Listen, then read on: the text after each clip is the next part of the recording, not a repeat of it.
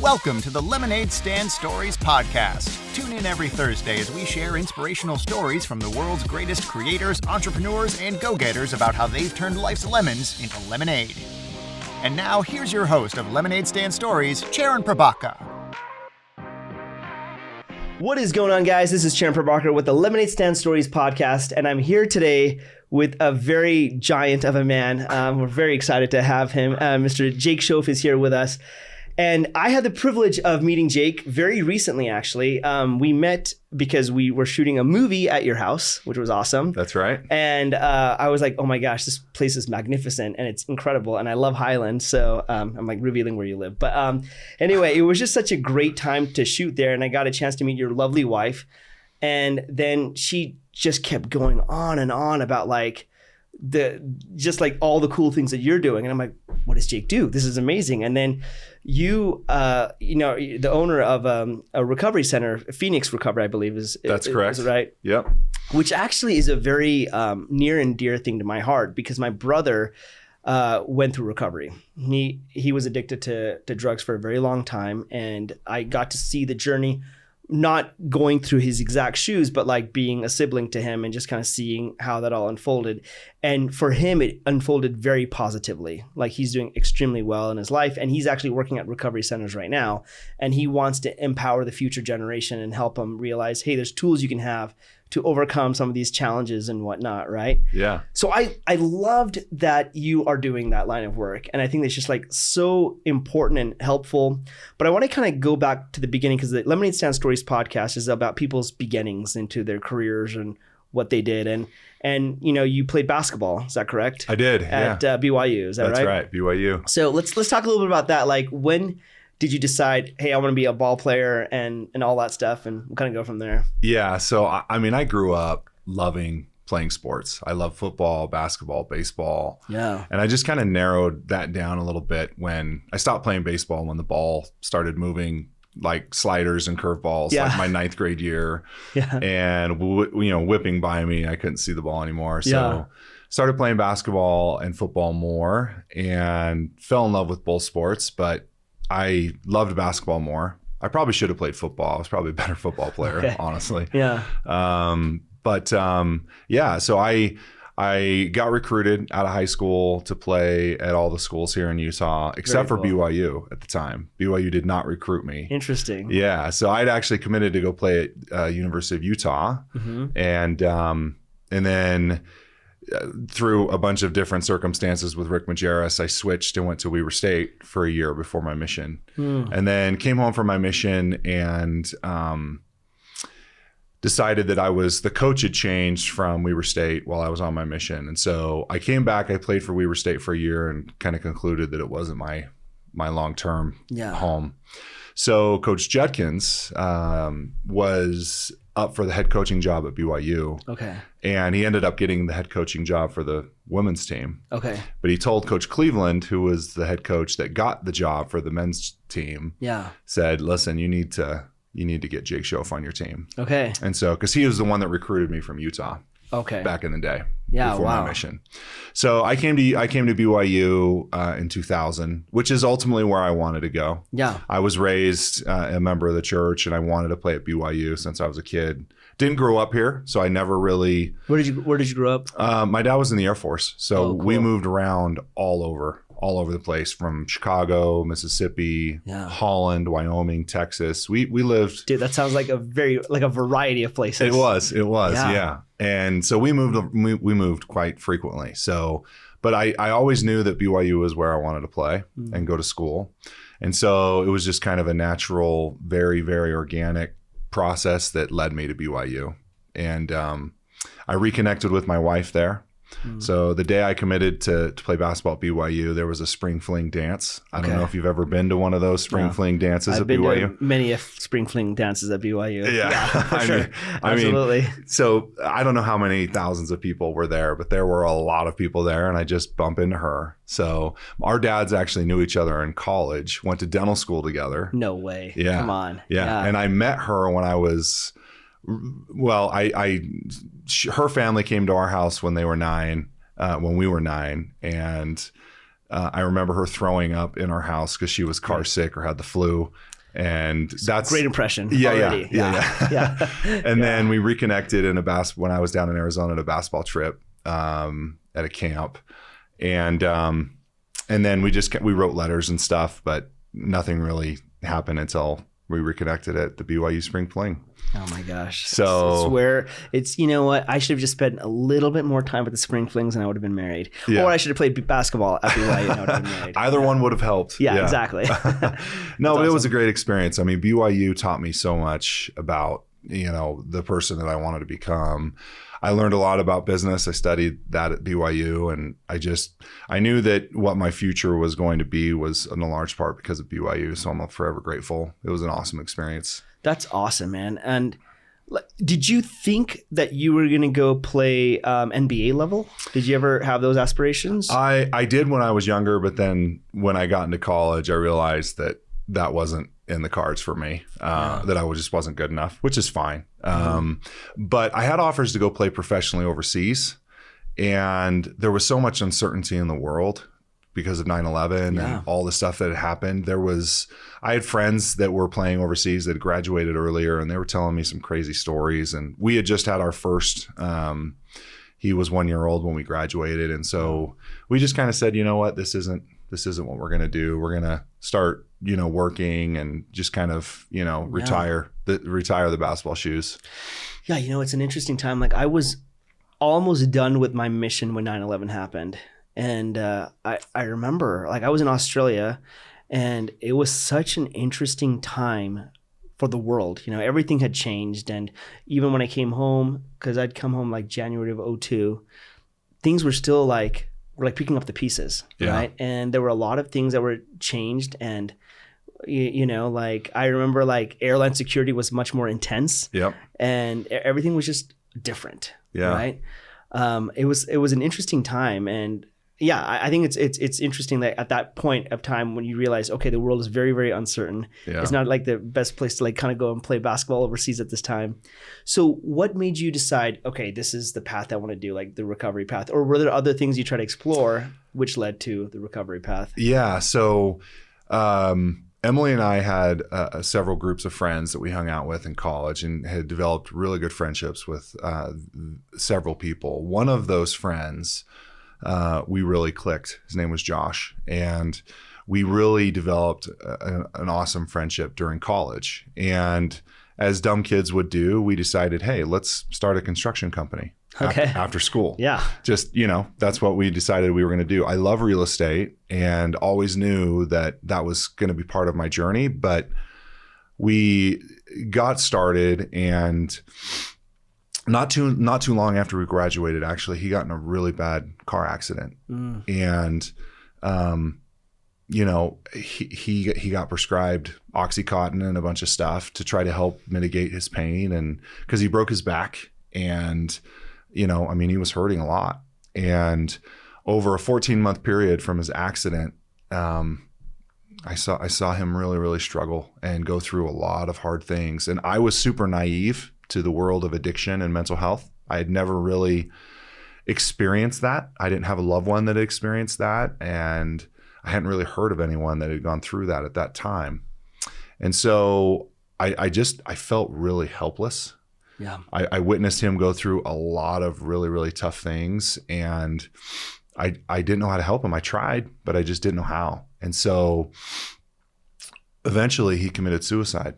Oh my 14 gosh, months so after his accident. Yeah, it was terrible, tragic. I mean, left behind a beautiful wife and a daughter, and his whole life ahead of him. He was so talented and amazing, and he just had so many gifts. And I saw what he went through for that time during the 14 months that he was struggling. And it was interesting because it all happened after the accident. Correct.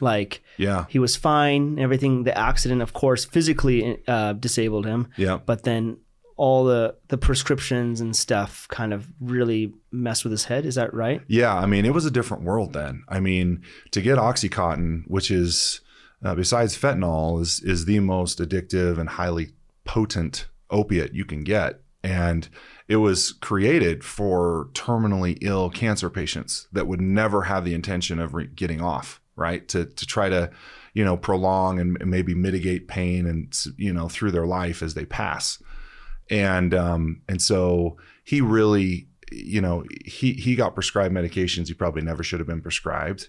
I mean, he was dealing with a back, the breaking of his back in the accident. But I think that now things would have been managed differently had he happened now, because things are regulated more and it's just things have progressed more. But that was the time that we were in. And yeah, it was in a weird way, it was kind of like the Wild West of like, oh yeah, let's just throw these medications and this will help like alleviate things, not necessarily realizing the incredibly damaging side effects they could also cause. Oh yeah. And, there's been major lawsuits now that have been filed from states and other major entities with these opiate pharmacological companies, pharma companies that have lost and have settled and have paid out billions and billions of dollars because of the damages that were done because of this stuff. So yeah. it was super, super sad for me. And so when that all happened, I really did some introspection on where my life was going. Was this really what I wanted to do with my life? Or did I want to maybe pivot and use this and his memory as kind of a catalyst for me for good? And so my wife and I, through lots of prayer and thought, we decided that we were going to kind of divest out of everything that we were doing.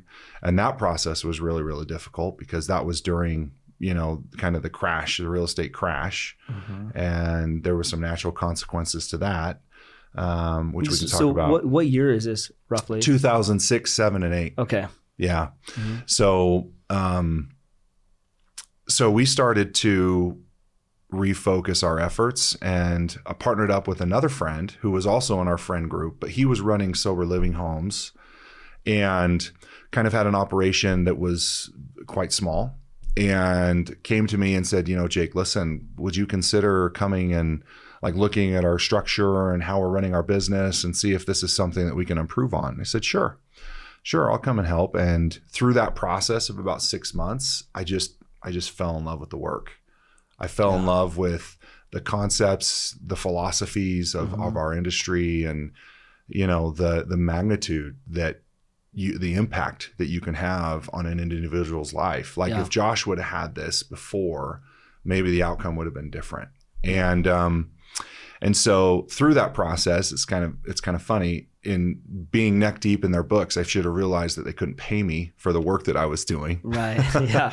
But they offered me half of their business, and which Emily and I were excited about. And so we went down that path with them. So partnered up with them, and we grew that business from 2008 to 2012 to be owning a residential treatment facility up in Midway.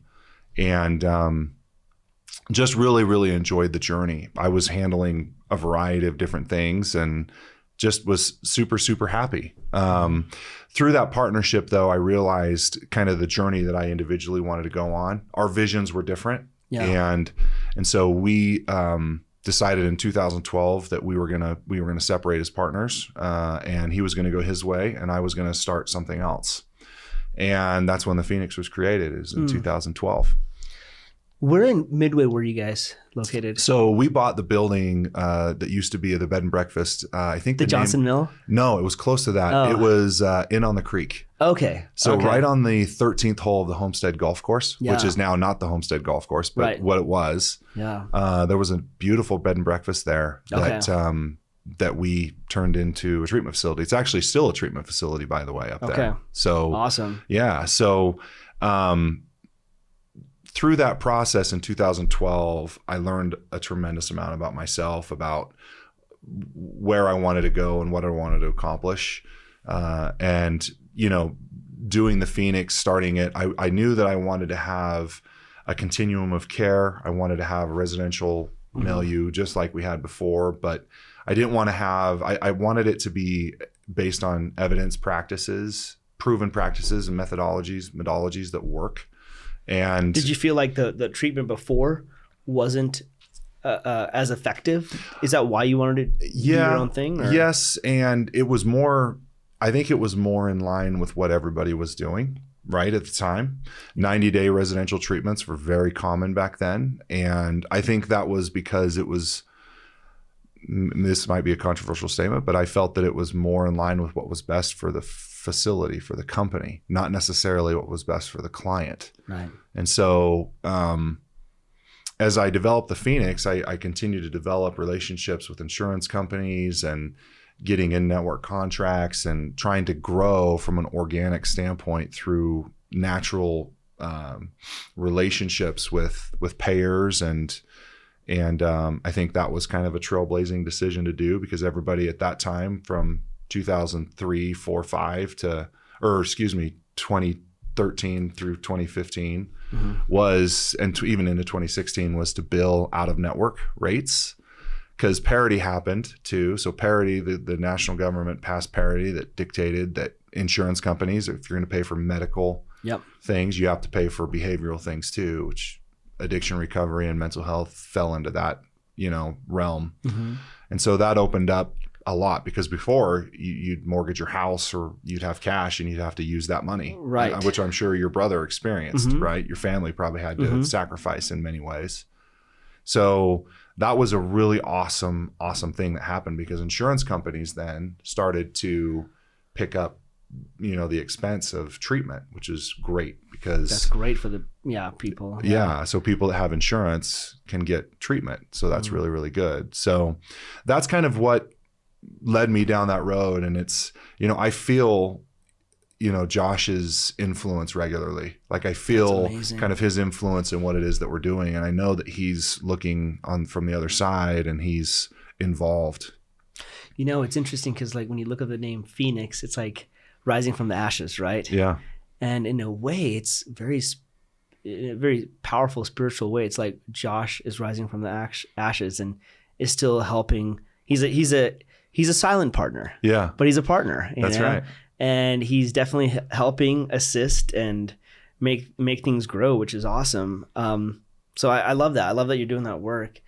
I was going to ask, like, Phoenix right now, it's located, I forgot, is it like Sandy or so we're located right off the freeway in South Jordan. South Jordan. Right off 106 South. 106 South. Yeah. Okay. So yeah, right, Sandy the other way. And has it been a painful growing process, or was it able to just kind of naturally just flow and grow with minimal challenges? I mean, I no, doubt that, but no, actually, any business, growing a business and, handling all the problems that come from growth and progression in your field is very difficult. Lots of bumps on the road, lots of difficult things that you kind of are faced with as a business owner every single day. Yeah. And it's never dull. But, the Phoenix started from one residential facility in a house in South Jordan that had 12 residents. That was our max occupancy that we could have in 2012. And we then grew and had an outpatient office shortly after that in 2013. That was in Draper. And we were in that office actually until we moved into our big building. So we went from one residential home to an outpatient office as well. We added another location, another residential facility. And then right around 2015, 2016, we had kind of like, like location offices in St. George and Vernal and up in Ogden. And we had a lot of those little kind of satellite offices that we would do for outpatient stuff. People would come to us for residential and then they would go back into those areas. And that was an interesting process. We learned a lot through managing those locations and the amount of work that it took to try to continue to have, our curriculum be taught like it should be all the time. And so through that process and those learning experiences, we ended up closing all of those locations down and bringing it back into Salt Lake and having people come to us and then stay for the duration of their treatment, whether they're in residential or day treatment or intensive outpatient. And so we've had partnerships with sober living homes. We've gone through a lot of things that eventually conclude with we bought our building. I partnered with a developer in 2019, beginning of 2019. Yeah. Purchased the land, then started building, and then COVID happened in 2020. And you can imagine having a multi-million-dollar building being built. Oh my gosh. Right in the middle of COVID. Yeah. And I can attribute all of my gray hair, at least on my left side, to that time. To that time. Yeah. And running a business through COVID and all the regulations and the impactful things going on. And then having, but also so many tender mercies, like so many unbelievable blessings that have happened, whether it's through getting financing the way that we did, or, having material costs that were elevating, but we had already purchased everything because we had to get our deadline to be into the building. It's just so many things that have happened over that tenure of time from conception to now that have been hugely impactful. So, dude, I just, oh my gosh, I love that. I love tender mercies like that. Just like at the very hour, like something comes through, or this happens and that happens. You're like, oh my gosh, if this didn't happen, then that wouldn't have happened. And the next thing you know, you'd be in shambles, but you're not. You're functioning, which is amazing. I used to work at Sundance as a bellman, and I would shuttle a lot of different people around. And a lot of people that I would shuttle were like either residents probably staying at the Cirque Lodge or something like that. Yep. And we would just hear the craziest stories come out of there, just like the most gnarly things happen, like people running away, and it was just intense. Did anything like that ever happen in the Phoenix, like with like clients or patients where you're like, okay, how do we navigate this situation? Well, you kind of become calloused over time, honestly, which is sad because we deal with some real problems, like people that are super sick and have a lot of time in their disease, and also a ton of mental health stuff, which is something we should probably talk about as well, because when you talk about making business decisions, there was a calculated decision in time 5 years ago that we wanted to develop a standardized curriculum for mental health only, a specific track for that, and have them separated from our chemical dependency clients, and really make an impact through a lot of suggestion, actually, from Select Health and other insurance payers, because the need was so great. But did you feel like there were any that were the crossovers? Like they were addicted to the chemical substances because of the mental health issues. Yeah. Like did they go through both tracks then, or? Well, the comorbidity, there's oftentimes, if not every time, when you're dealing with a substance abuse disorder, there is comorbidity. Mm-hmm. Yeah. And so we were dealing with mental health already from 2012 to 2017, 18. We were dealing with mental health and treating it. But we weren't dealing with folks that have schizophrenia or a personality disorder that was taking hold and control of their life, like bipolar or whatever, borderline, or the various, factors there. So we would treat those people, but we generally would refer them out, and there wasn't a whole lot of places for those folks to go. And 5 years ago, we just said, you know what? The need is so great in the mental health space that we've got to develop a product, a program somewhere for these folks to get help, from a residential milieu all the way down to just a general outpatient, which is, where that was. The whole gamut of services wasn't there. There was a psych ward, and then you would get an individual therapist. So the entire... Yeah, it was like just those two options, right? Yeah. And so people would go to a psych ward and they would get remotely stable, and then there was no help for them. And they would be back in the psych ward or back in the emergency rooms within days, or months. And, there really wasn't a whole lot of options for those folks that were really suffering. So the Phoenix developed that milieu of care for these folks. And, it's funny, I talked to my staff 3 years ago, and I just said, you mark my words, the Phoenix in 5 years will be 90% mental health. And everybody was just like, there's no way. Because we only had very few mental health clients at that time. And we're probably now, 3 years later, 65% mental health versus, CD. Wow. So we're already starting to see that impact and becoming more known for mental health than we ever were for CD. Which is cool. Wow, that's incredible. Man, there's like so many things I would like talk to you about right now regarding that. My stepdad, I just growing up with him, and I didn't know any better because I just didn't know. I was about 14 or 15, but he really struggled with mental health issues. I knew he had suffered from bipolar disorder, but I guess I found out later on that he was also schizophrenic. Yeah. And growing up in the house, I realized like every day felt like complete paranoia. Right. A lot of times, there were days where it was nice and it was good. And I always knew that he cared for me. And that was a beautiful thing to know that he definitely cared for me. But the conspiracies that he would come up with were just wild. Now, I do believe that conspiracies probably exist, but like when you're living so deep in conspiracies, everything was like, we got to go forage for food. We got to go into the mountains and look for places to live because America's going down. It was like these different narratives happening all the time.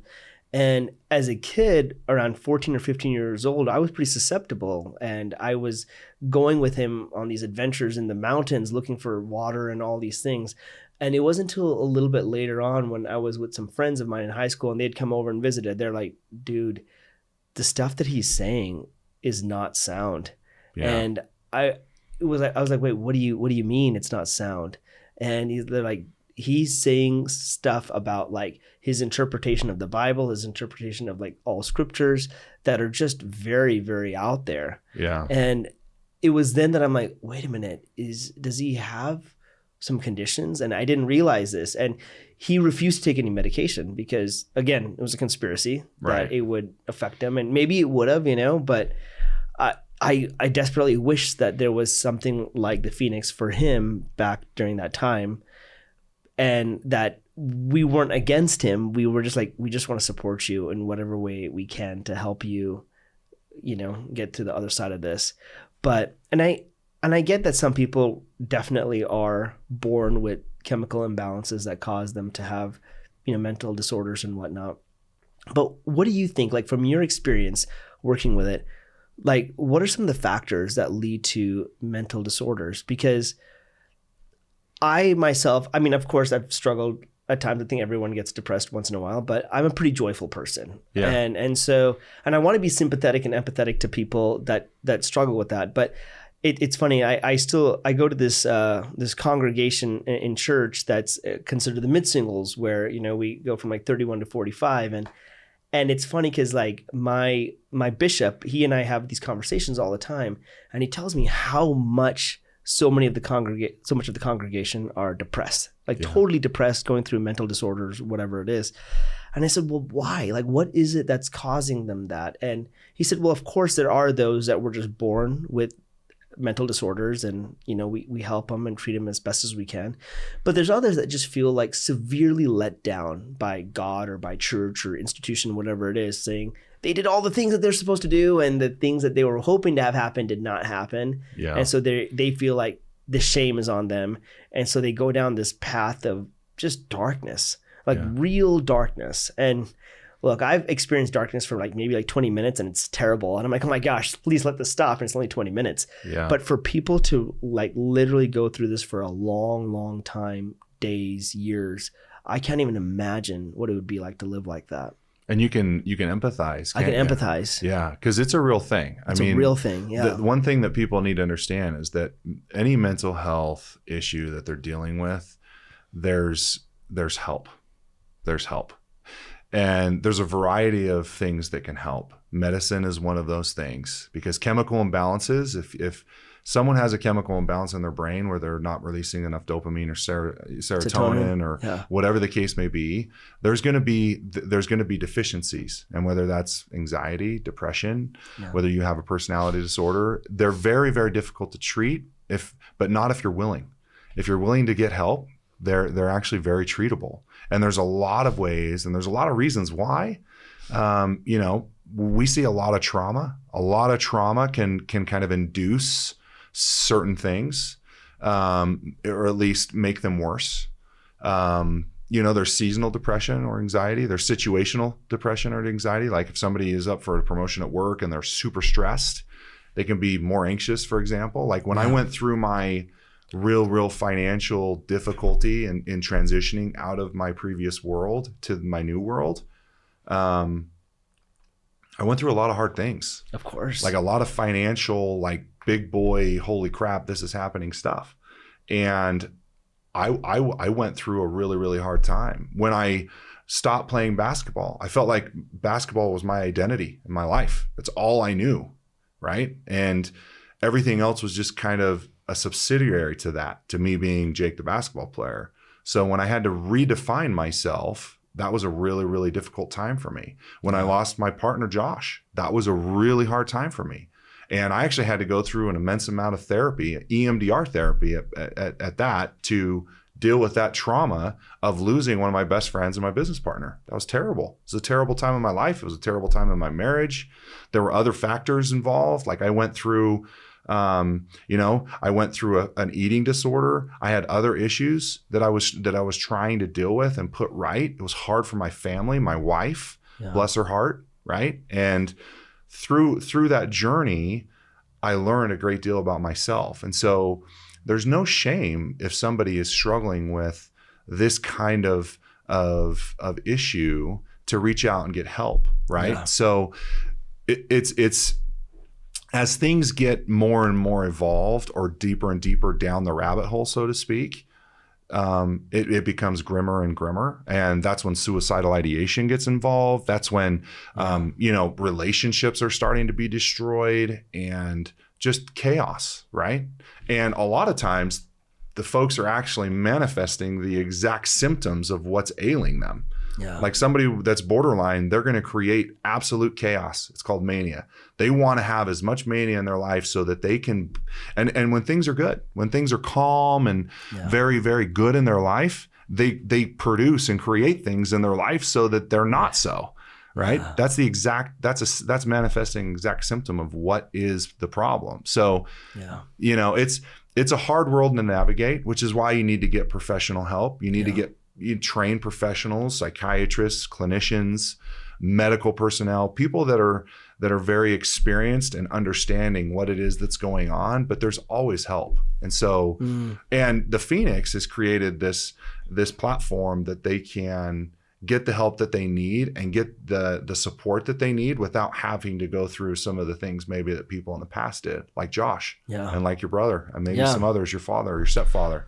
It's interesting. I remember you said something that just really struck a chord with me, which is like, there really is no shame in any of this stuff, right? Like, look, if someone broke their leg, it's not like, oh, look at you, you broke your leg. It's more of a, oh my gosh, you got to take care of that. Right. Let's get you the help that you need. But sometimes like talking about mental health is somewhat taboo, but I'm glad that it's opening up and it's being more of a, no. Let's discuss these things. I remember I had a conversation with my brother and he was for like over a decade addicted to heroin. Yeah. And that's a pretty heavy drug. Yeah, it's hard. And it's a hard one to break out of as well. And I remember I was talking to a therapist or someone that was working at rehab about the situation, and he helped paint a picture for me. And he said, imagine like when my brother's like trying to detox and stuff. He's like, imagine trying to tell your body that for the next 3 days you can't breathe. Like that's what going through detox is like. Yeah. And I'm like, oh my gosh. And then he said, your brother is experiencing flu-like symptoms that are way worse than a normal flu when he goes through it. So of course he's trying to survive. He's just trying to, because he was like, lying and stealing money and all this stuff. But really, he was just trying to survive one more day. Right. And I remember having a better understanding of this drug and what it's doing to him. And I told him, I said, hey, dude, like, I want you to know that I love you so much. And like, when you are on heroin, I always know.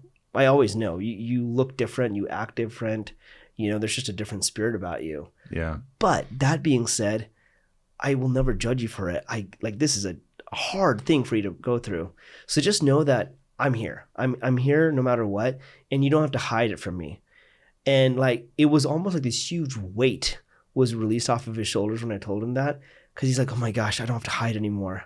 I don't have to hide. And so, he'd call me, he's like, dude, I slipped up. I'm like, it's okay. It's okay. I'm here. Let's talk, Yeah. And it was an interesting experience because it not just helped him, it helped me. It helped me a ton learn about these conditions and these challenges that we've been presented on earth, and mental health is definitely one of those things that I'm glad people are opening up to a little bit more and expressing more compassion to each other and saying, hey, there is hope. And I'm so glad that you're, through your own painful journey, have created a program that helps people with these issues, Yeah. So I think it's awesome, That's great insight, honestly. I mean, that therapist was definitely inspired.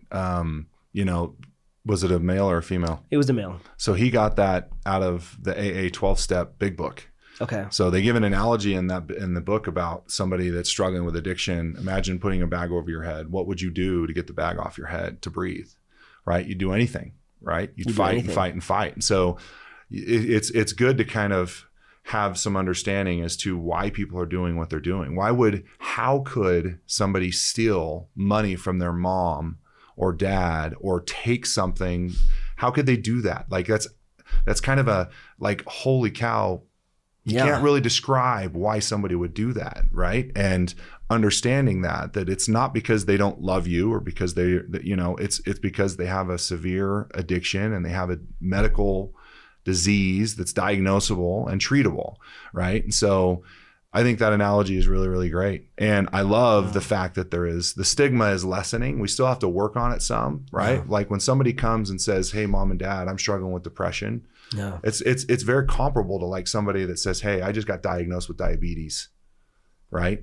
It's a medical condition that you have to address. And so I would urge everyone that's listening, if somebody comes to you and is struggling with something like that, take it seriously, show compassion, and talk to them about the things that they're dealing with. And then if you find that this is something that's way above, my pay grade, so to speak, like as a parent, and you're like, holy cow, what do I do? Or a coworker or a friend or whatever, try to get them help. Try to get them help so that they can go and deal with it, because the longer it goes on, the worse it gets. That's just like, if you don't treat diabetes, eventually it'll kill you, right? Because you'll have many, many issues along the way. It's the same thing. If you have schizophrenia and you don't treat it, imagine the destruction that would go on not treating it and not getting the help that you need. So it's the same concept. So I hope that the world and us as a society can lessen the stigma and be more compassionate, and open, and caring about people that are struggling with these illnesses, because they are real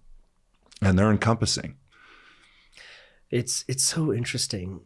I'm also curious and wondering, what about people that just refuse help?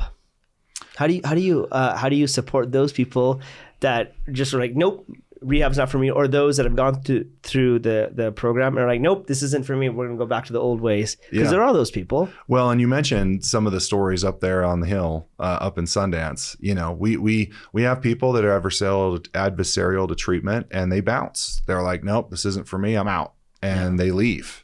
Right after a great deal of effort has been spent to get them to where they are, and that happens often. Yeah. Right. People just don't want help, and they're just not ready.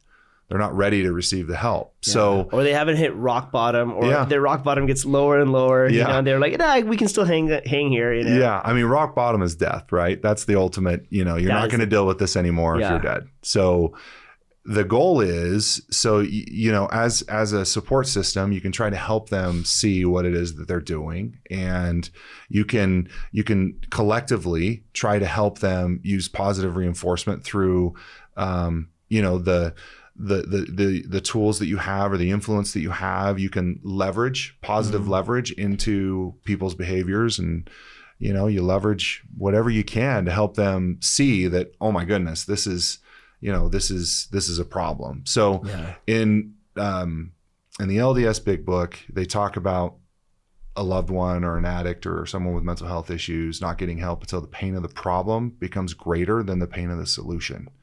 And right now, somebody that's dealing with bipolar or a heroin addiction or whatever the case may be, the pain of getting better is really hard. It looks like it's an uphill mountain Sure. that you're climbing, right? You've got to go to, depending on what level of care is medically necessary, you got to go to residential treatment. You're away from your family, you're away from everyone that you know, or an outpatient program, day treatment or intensive outpatient. That looks pretty hard. And then you've got to talk about the things that are really, really difficult, right? Like, let's say that there was a big T trauma experience that happened in your life when you were 10. Say you were molested, or you lost a loved one. Let's say, whatever the case may be, or you were in a situation that something terrible happened and you witnessed it, or you went through something terrible yourself.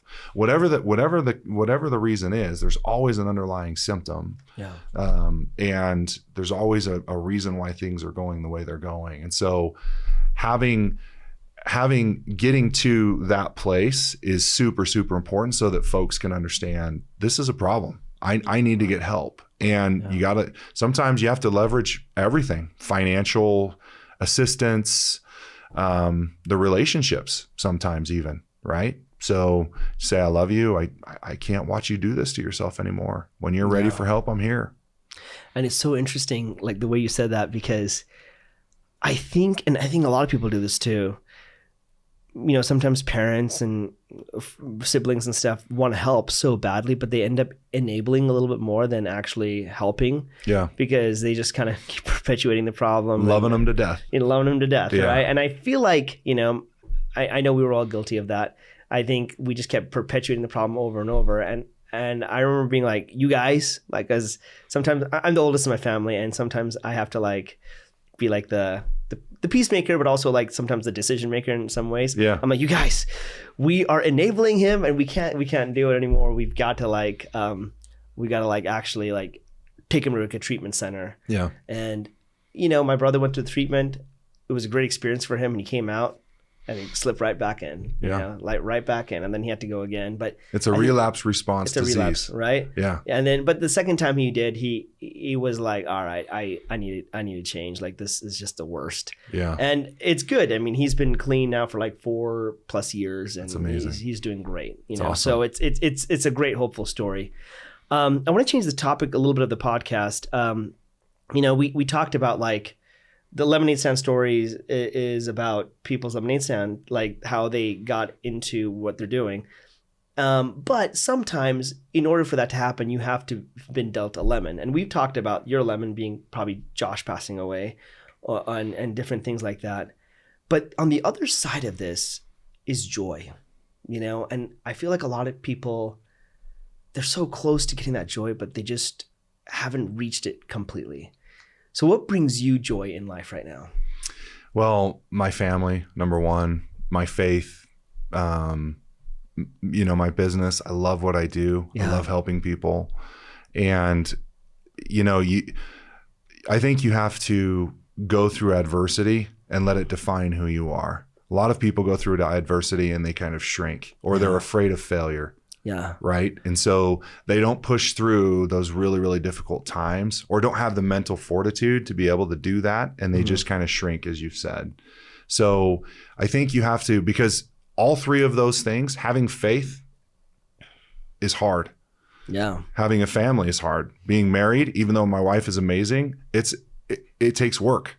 Sure. Right. And we've been married 21 years this October. And you know, there's definitely been sprints and portions of our marriage that have been easier than others. And a lot of that is because of me, because I was dealing with the stuff that I was dealing with, and coming to her and saying all the things like, listen, I want to be an entrepreneur and I want to do all this stuff. And she's like, you know, graciously going through this with me and loving me. But it takes work. It takes work. And so having joy in life, I think, is also a personal decision. Yeah. Right. Having, you know, one of the underlying focuses of what we teach is meaning and purpose. What brings you joy? Yeah. What brings you joy in your life?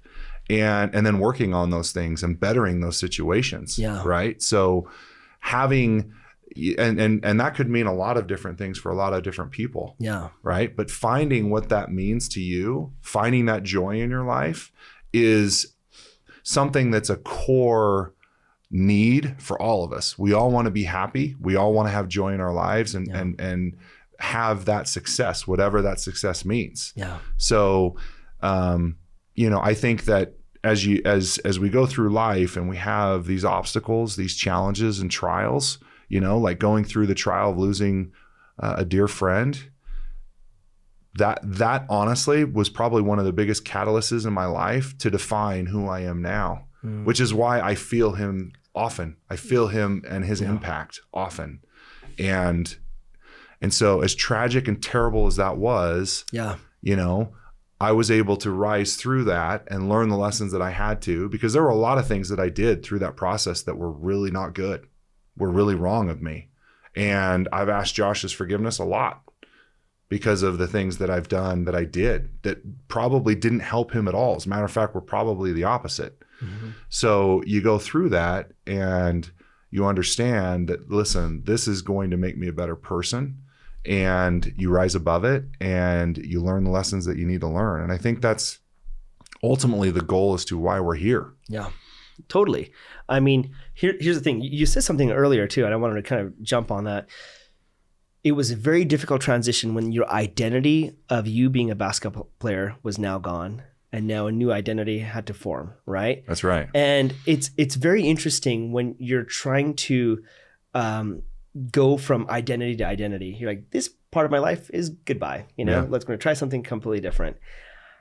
I'm very blessed to work as an actor, and I say it not because I'm always on movies and stuff, but because I'm constantly being faced with the unknown. Right. That's why I love doing it, because I live in uncertainty all the time. And at first it's like, oh gosh, like when's my next paycheck or when's my next whatever?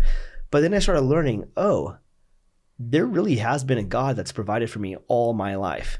And being an actor has helped me understand that one principle, right? Because I don't have an 8 to 5. It's like sometimes I have gigs, sometimes I don't. Sometimes I'm in LA, sometimes I'm in Georgia. Like it's just all over the place, and I just don't know. So when 2020 hit for me, I was like, what else is new? You know what I mean? I was like, all right, well, the world shut down. Great. Let's do a podcast. And now here we are doing a podcast, right? Yeah. This happened because of 2020. If it wasn't for 2020, I probably would not be a podcast host. So things have like changed, but then like new things would form, and I'm like, great, and I can roll with it. But there's a lot of friends of mine during 2020. It wasn't COVID, it was the isolation because of COVID that just destroyed them emotionally. It just was like the worst. It was so hard. But like you said, that fortitude of going through those adverse moments of not knowing who I am, or not being as good of a friend as you wanted to Josh, or whatever it was, it shaped you, and it's helped you become this incredible man that you are, and like you found joy and you found purpose. One of the things I love to ask myself is, time is so important. Not like time as in TikTok, but like more like, what do you spend time doing? Where are you putting your attention to? Because your choice is so incredibly important, whatever you decide to do. And I also have realized that being alive is like the greatest sense of being for me. When I feel like truly alive and just so excited about life, I realize like, I don't want any feeling greater than that right there, just being alive. So then I'm like, well, why don't I just do the things that make me come alive? Like spend the time doing the things that make me come alive. And so asking that question for me has definitely shaped my life a lot, because before I used to do all these different movies and all these different things. And now I look and I'm like, that doesn't make me come alive anymore. So I'm having to constantly keep shifting. I'm like, great. What are the kind of movies I want to make? Or do I even want to keep making movies? What do I want to keep doing? But I love that you have defined what joy is for you. And because it's almost like you living a joyous life gives permission for everybody else around you to live a joyous life. Because they can see it, they're like, crap, I want that. Whatever he's got, I need that in my life, Yeah. So thank you for having a joyous life and for choosing joy, because you going through those adverse experiences really empowers everybody else around you to do the same, Yeah. Rising tide lifts all ships, right? So by you rising, everyone around you rises, just like the phoenix. Oh my gosh, full circle. Yeah. No, which is awesome. Okay, now we talked about that. I only have 2 more questions for you. The other one is, what is your greatest fear right now? That's a good question. Man, you could have prepped me a little better. I should have, but I decided not to, because this is better. My greatest fear, I would say my greatest fear is failing in the eyes of my family and my Heavenly Father. That's probably my greatest fear, like not being the dad and spouse that I need to be, and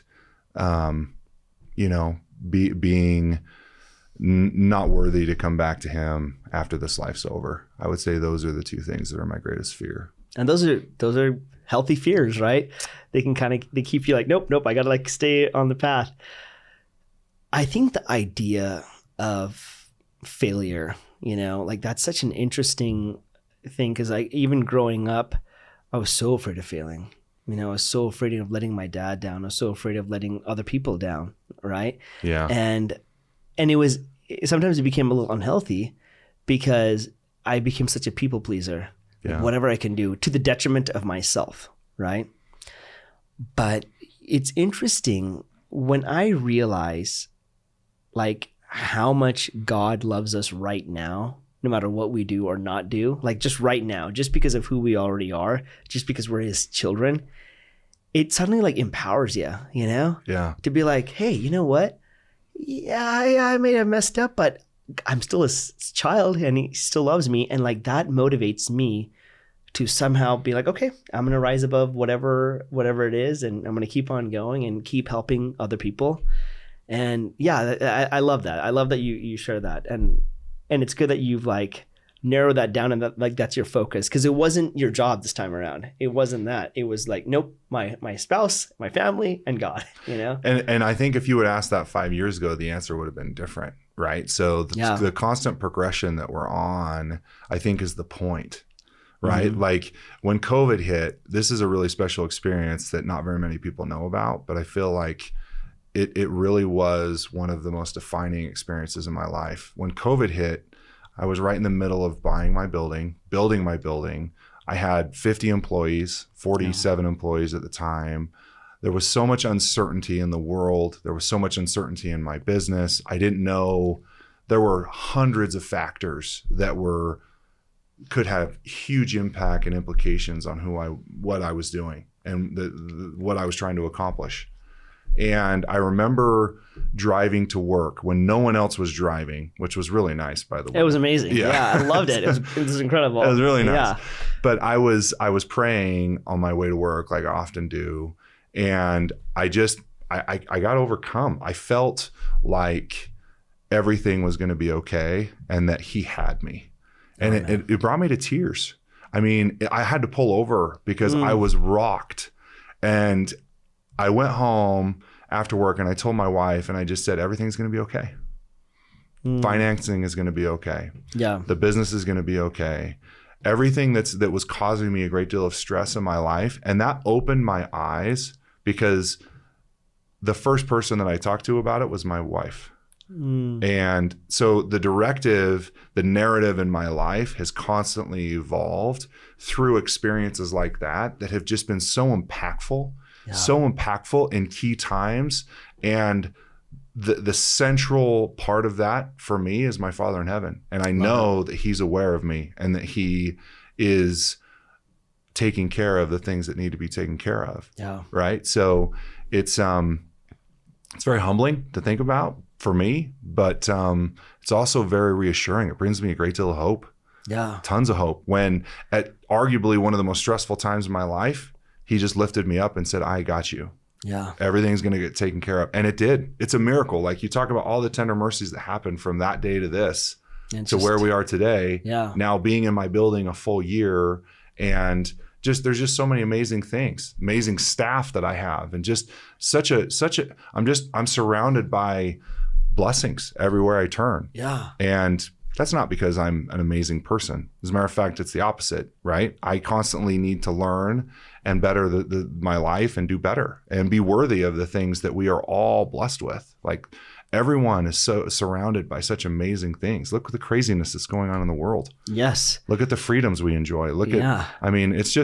It's a blessing. So, I think that through difficult times is really when we see the lemonade out of the lemons, right? I love that, man. It's so true. Like there's this there's a scripture I remember where, you know, like there are these stripling warriors in the Book of Mormon, right? Yep. And they're up against the wall, like literally, and they're trying to fight, and they don't have food, they don't have any of the things that they need to like withstand themselves from this huge army that's like coming in.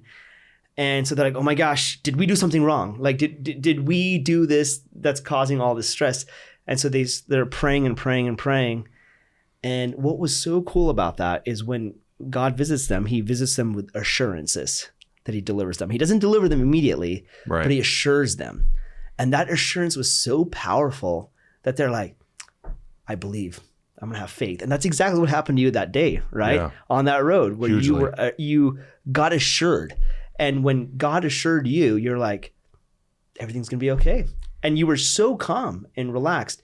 And it's interesting. Just the other day, I went to go visit my friend Celeste and just go have some dinner with her. And she lives up in Suncrest, right above Highland, right? Yeah.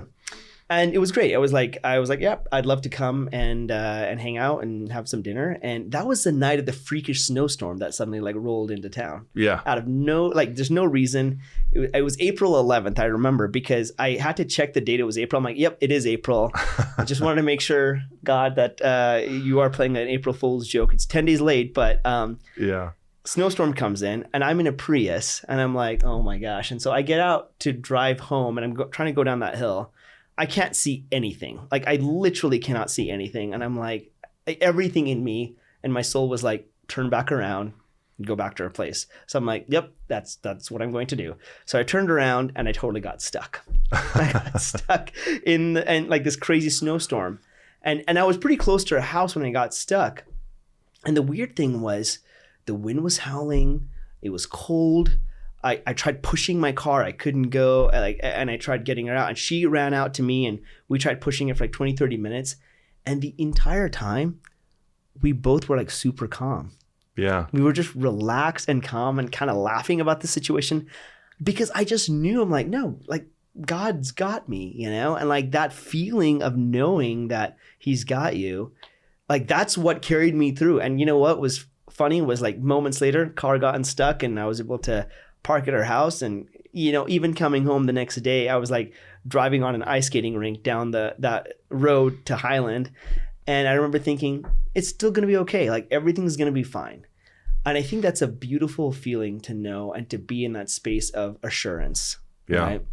And it's awesome that you were able to talk to your wife and that was the first person you talked to because you then knew, okay, this is the direction of my life. And my wife means more to me than anything else, you know? So Yeah. it's perfect. Last question for you. Knowing all these things that you know now, if you could rewind time and take this present version of Jake and go back in time to the Jake that was just barely getting to BYU playing basketball, not even at the spring fling yet, you know, what would you tell that Jake? I'd tell him to be patient. Okay. I'd tell him to be patient. I'm a motivated, you know, I'm a motivated individual. And sometimes things don't happen on my time. And so being patient is something that has always been a struggle for me. Yeah. If anybody's driven with me in my car, they know that I'm not the most patient driver. Yeah. And so that manifests in everything in my life. And so I still struggle with patience, but you know, because I think patience, I think it derives faith. I think it derives love. I think there's a lot of things that come from patience. And so that's what I would tell them. Just be patient and enjoy the journey. Yeah, that's perfect. And that's actually, I think you went back in time and told my younger self that same thing too. Because I'm the same way, man. I was having conversations earlier today or even last night and today. I'm like, man, people aren't willing to run with me, man, you know, and I love to create things. And sometimes we're like, yeah, let's do it. And then they don't show up. Yeah. And I just don't understand that attitude because I'm like, wait, what? Like you said you're going to get to do it, you know? Yeah. But I realize that it's all about patience, like you said, and that the timing is really up to him. It's not up to me. That's right. I get to enjoy the ride, you know? So, well, I really appreciate you taking the time, man. This has been so fun to like hang out and to talk about the Phoenix. If there's any last words you'd like to talk about regarding the Phoenix or anything, you can share anything you'd like. You know, only this. We'd love to help. if you or a loved one is struggling with mental health or chemical dependency, give us a call. We have an amazing team of individual professionals that can help figure out what your insurance is, and you just never know, right? So give us a call and we can run benefits, and we'd love to help. We're located in South Jordan. We have our beautiful building that treats residential all the way through to outpatient. So, give us a call and we'll be happy to help you any way we can. Awesome. Thank you. Thank you so much. And seriously, please, anyone that's struggling, take him up on this offer. Like, I know it's just so important nowadays to feel loved, and if you're suffering from challenges of not feeling loved because of anxiety or depression, it's just good to know that in your facility, there's hope. So, absolutely. Yeah. Perfect. Well, thanks so much. I really appreciate you taking the time. Thank you for having me. Yep. Thanks so much for listening to the Lemonade Stand podcast, and we hope you enjoyed this episode. Be sure to subscribe to the podcast on whatever platform you use to be alerted when we release new episodes. We'd also love to hear your feedback in the reviews, and if you or someone you know has an awesome Lemonade Stand story, please reach out to us on social media and let us know. Thanks so much and have a great day.